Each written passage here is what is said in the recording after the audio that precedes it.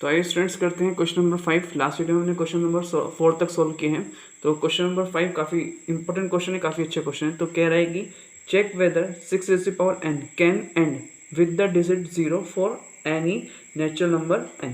तो कह रहा है कि जो n है ये n नेचुरल नंबर है, तो ये हमें चेक करना है कि क्या ये जो n है क्या वो 0 पर एंड हो रहा है। 0 पर एंड होने का मीनिंग क्या है? देखो 0 पर एंड होने का मीनिंग ये है, क्या क्या लास्ट में 0 आ रहा है, जैसे 20 पर एंड हो रहा है, या 1000 पर एंड हो रहा है, या 20 पर एंड हो रहा है, ठीक है, जिसके लास्ट में 0 आ रहे हैं, ठीक है। अब आपको ये समझना है कि अगर कोई भी नंबर 0 पर एंड होगा तो उसके दो फैक्टर हमेशा बनेंगे, ठीक है। जैसे फॉर एग्जांपल मैं बताता हूँ आपको, अगर सपोज 10 0 पर एंड हो रहा है तो इसके क्या क्या फैक्टर बनेंगे? 2 और 5, ठीक है, क्योंकि हो जाएगा देखो 2 5 10 और 5 5 5, ठीक है, 2 5 आ रहा है। कोई और फैक्टर लेते हैं, जो कोई और नंबर लेते हैं जो 0 पर एंड होगा, जैसे 20 तो 20 को 2 से डिवाइड करोगे कितना आएगा? यहाँ से 10, 2 से इसको डिवाइड करोगे कितना रहेगा? 5, और ये 5 से डिवाइड करोगे कितना रहेगा? 1। तो यहाँ से भी आप क्लियरली देख रहे हो 2 आ रहा है और 5 आ रहा है, ठीक है।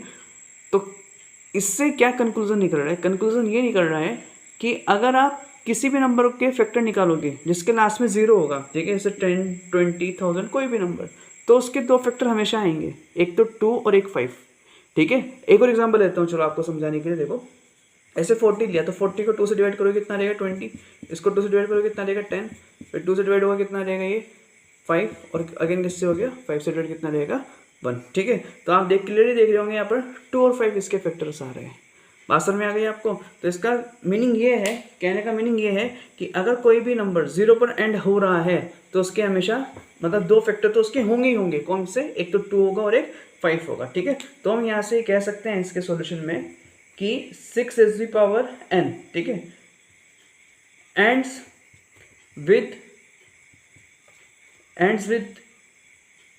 digit 0 कब करेगी? If 2 and 5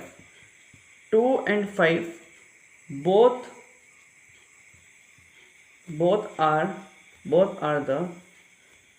the prime factors of 6n, ठीक है।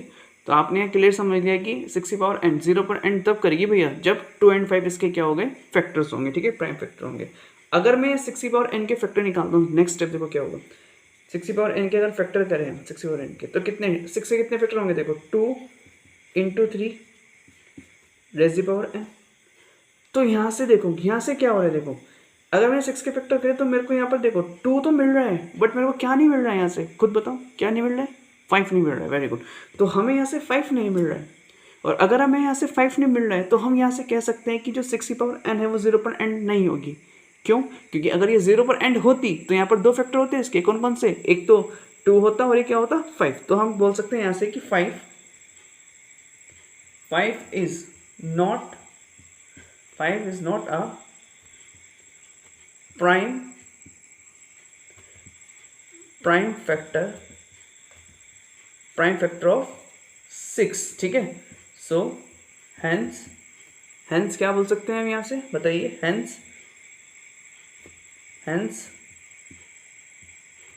6n cannot end with 0, ठीक है। आई होप आपको क्वेश्चन अच्छी तरीके से समझ में आया होगा। Thank you so much.